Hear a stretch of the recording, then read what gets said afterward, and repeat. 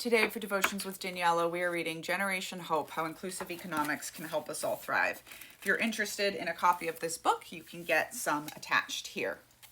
This is a chapter called Reimagining Community, and it's a section that we've already been reading, and he's talking about B corporations and like for-profit companies that are trying to do good things. Did you know that bread is one of the most wasted foods in the UK? About 280,000 tons of bread are wasted in the UK every year. That's approximately 44% of all bread produced.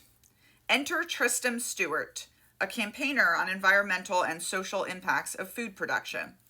After meeting the brewers behind the Brussels Beer Project, who used bread in their Babylon beer, a nod to beer's origins of being brewed with bread, Stewart proceeded to found Toast in 2016, a company that uses surplus bread to brew beer.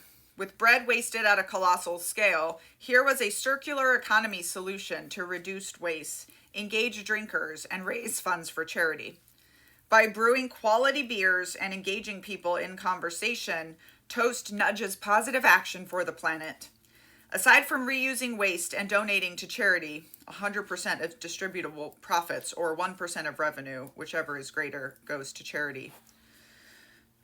What I found fascinating is that Toast's Equity for Good model, which gets shareholders to commit to reinvesting any capital gains from Toast into social impact business and funds, ensuring the value created is for good.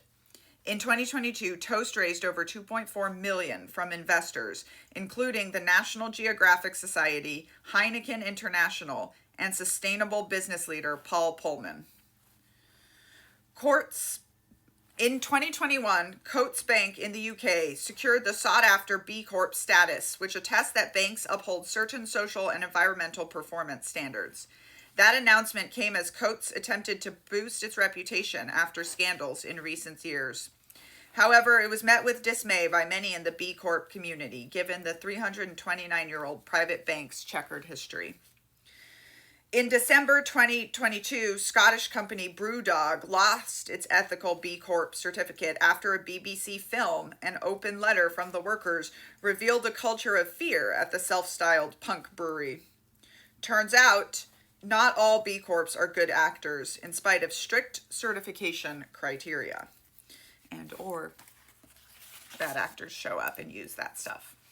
At the end of 2022, there were over 6,000 certified B corporations in more than 80 countries and over 150 industries.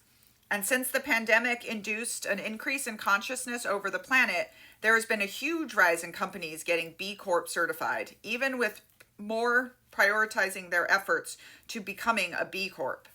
This has led the B Corp to propose key changes that will include requirements on approximately 10 specific topics spanning environmental, government-related, and social impact, which companies would need to meet in addition to using the B Impact Assessment as an assessment management tool. With the increased interest, it remains to be seen if the B Corp status can continue to hold its reputational value or if it will get diluted over time.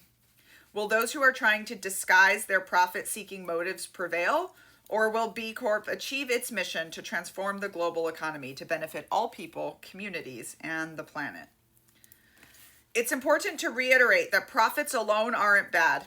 It's super profits, or the search for super profits, that lead to bad outcomes for stakeholders other than the executives and the shareholders. The point I want to make by highlighting the stories of Choibani, Who Gives a Crap, Tom's Shoes, and Toast is that it takes people who are more conscious to commit to giving away those profits, as well as more conscious consumers who will find their stories compelling.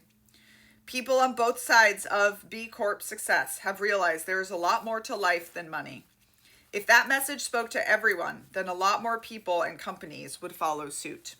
Hopefully, one day, we will get there.